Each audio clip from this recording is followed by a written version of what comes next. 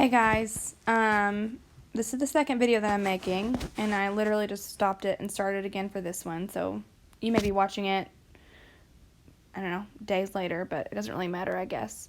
Also, I should give you a disclaimer. If there's a loud noise, it's because my kids have burst into the room where I'm hiding, and I apologize in advance, but I'll let them say hi to you if they do that. Okay. Paraphrasing. We talked about it really briefly, and I was going to have you do a lot more assignments with this. After we had finished reading the play, we were going to sit down with some sections and paraphrase, and then I thought, with the fact that you'll be home by yourselves doing this, it's just not a good idea to make you do these huge, long sections. So instead, I found this cool assignment, which these are all, I don't think that they are all, These all might be from Romeo and Juliet. If not, they're definitely all Shakespearean, which is the most important part. And here's the key. So what you're going to do is you're going to look at these. Hast thou not seen? Now you can probably write your own paraphrase for that, okay? So if you want, you can write your own paraphrase. And remember, a paraphrase should be roughly the same length as the original phrase itself, okay? Or what you can do, or what you can do is you can look up here, hast thou not seen? So, let's see. You'll look up here, hast, used with thou, okay? Thou, you, not seen. So, this doesn't really give you a definition, but you can kind of guess. So if you were guessing on this, okay, thou is you. So maybe it's something you not seen. You could say, hast thou not seen is the same as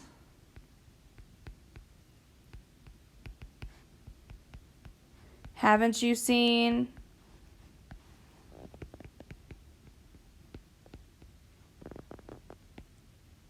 Have you seen it?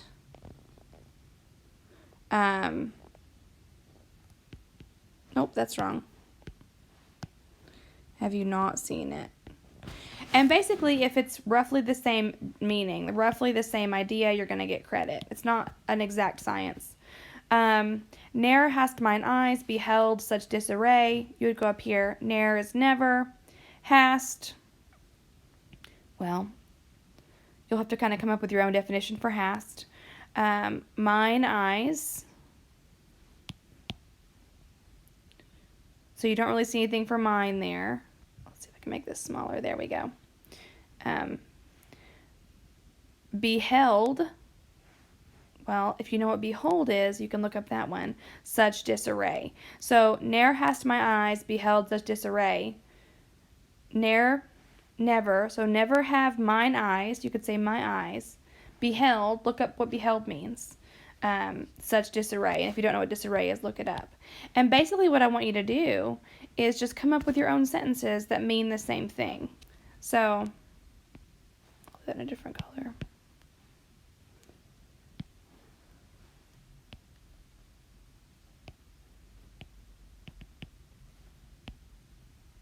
Come up with sentences that mean the same thing.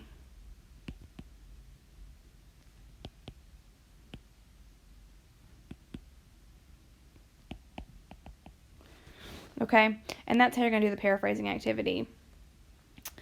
And then, of course, we have a poetry review, which it is a review because we've already done this in class, but I figured it was good to practice anyway. So in this first one, so they're different assignments. So this first one, you're going to look for alliteration, and you're going to look at it as separate lines, okay? It's not one poem. And basically, I just want you to either mark it, or if you're doing it on your own paper in a Google Doc, write down the words. So, Anne flecked darkness like a drunkard reel. So if you've forgotten what alliteration is,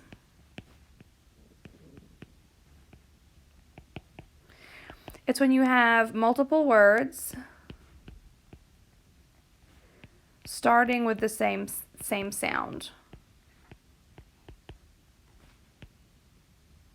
And in class, we said the same consonant sound.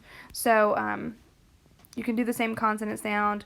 Some of you argued that in 8th grade they taught you that it was any sound, so if you want to do it that way, that's fine as well, but starting with the same sound. So you're going to look at them. You should have 4 different sets of alliteration, okay? And then for this one, here's the one that you guys may be a little bit less familiar with. You're going to show the iambic pentameter. So I'm going to do the first line with you. Just because, okay? So, iambic pentameter should be 10 syllables. That's broken up into 5 feet.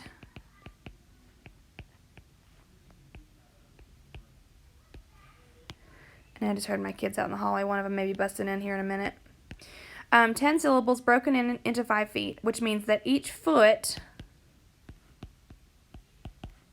will have 2 syllables. So the first thing you can do is say, okay, I need to break this into 5 pieces, right?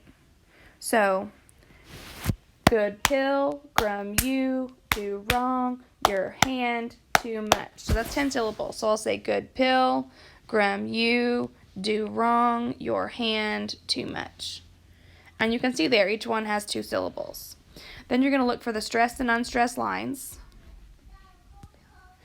And it's going to be unstressed and stressed, right?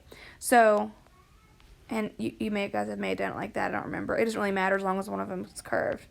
Good pill, grum you, do wrong, your hand, too much. And that's all you're going to do for this section. And the first line is now done for you. Okay? With this one, if you give me a good faith effort, it's going to be fine.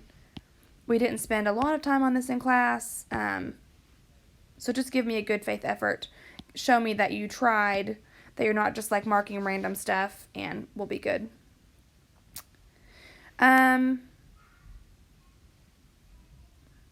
Let's see. Let me look at what day 17 is before we decide to... We can do all this in one video. That's fine. So day 16 is asides, monologues, and soliloquies. Okay? So I've given you definitions, and we've talked about them very briefly while we were reading the play, and I apologize for not talking about them in more depth. But an aside, okay? So an aside is exactly what it sounds like. It is whenever you have a character on stage who is going to say a line of dialogue, but it's aside or to the side. It's not directly to the audience. It's not directly to another character on the stage. Sometimes it's to the audience, sometimes it's aside to another character, but only one. So the most obvious example I could find was in the very beginning, Abraham, do you bite your thumb at us, sir? Samson, aside to Gregory. Whoopsie. I forgot which pen I had. Aside to Gregory. Is the law of our side if I say I, Gregory? No. So it's like they're having a little side conversation. And that's an aside. Literally, it is said to the side, okay? Then you have a monologue. And a monologue is an extended speech. So, like, anyone can have a mini monologue, which is just like conversation. A monologue is like where you are going on and on and on, kind of like I do in class, where it's just me talking, but I'm talking to other characters. Or, my favorite part of the whole play, Mercutio's very long, very strange speech about Queen Mab. When he's talking about, why do I keep doing that? Jeez, oh Pete. Where he's talking about, Romeo, has Queen Mab visited you, the Queen of Fairyland? And he's making fun of him, but to do that he has to give this very long-winded speech in which he's talking about the Queen of Fairyland. Okay? So the key here is it's long and said to others. Long and said to others. And then, let's just add a highlighter here so I don't have to keep changing colors. Then we have a soliloquy. Now, a soliloquy is very similar. It's very similar to a monologue, except it's spoken to yourself as opposed to other people. So it's another extended speech. So that's kind of important. Extended speech. And up here with a side, it's a line of dialogue. So see, it's very short. And these two down here are both very long. I keep moving my hands like you guys can see me, but all you can see is the screen, so I'm moving my hands a whole lot while I talk to you and pointing to things, which is pointless. I just now realized. An extended speech spoken to oneself that often reveals the character's innermost thoughts. So there's that scene where Juliet's waiting for her nurse. It's after they're married, and she's waiting for her nurse to give her information. And the wedding's over. Romeo has killed Tybalt. Tybalt has killed Mercutio. And Juliet's just sitting around talking about how much she loves Romeo and how her nurse is stupid and is taking too long and is so old and just wishes she would hurry up. But her innermost thoughts are focused on Romeo, right? So it's long. It's said to self because no one else is on stage. And it expresses inner thoughts. Okay? So they're very similar, but like this one, I need to use a different color. This one is said to yourself. This one is said to others. This one is very short and said to the audience or to other characters. Make sense? Okay, you can't say yes or no, so I'm assuming it does. And if it doesn't, let me know. And then I gave you 3 examples. Can I get all 3 of them on the screen at once? I think I can. Oh, I can. Cool. This one, and I'm not going to tell you what it is, but it should be fairly obvious what this first one is. I'm not going to say why it should be obvious, but it should. It just should. And then these two are going to be a little bit less obvious, but still pretty obvious. So again, just like before, there's one of each.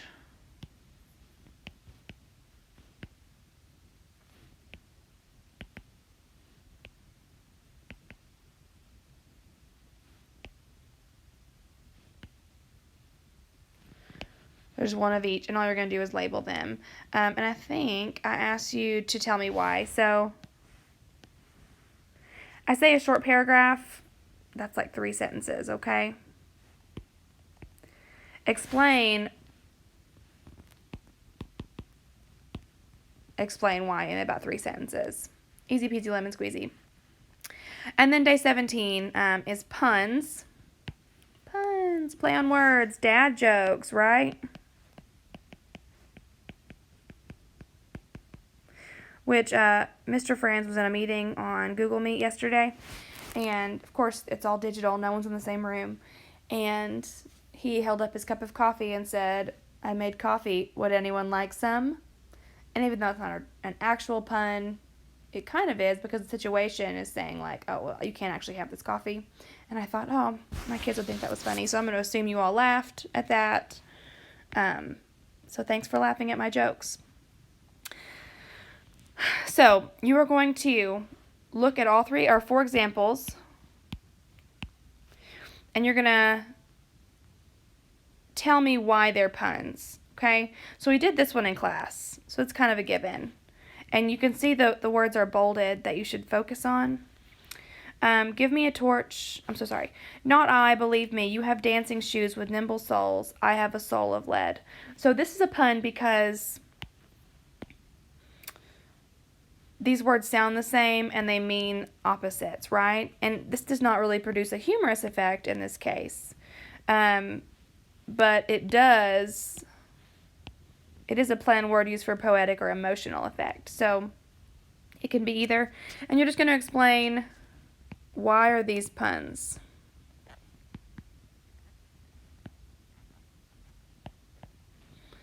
Okay, easy peasy. So like in this first one, heavy and light, that's a play on words. Tell me why. In this third one, third one, what dost thou make us minstrels? And thou makes minstrels of us. Look to hear nothing but discords.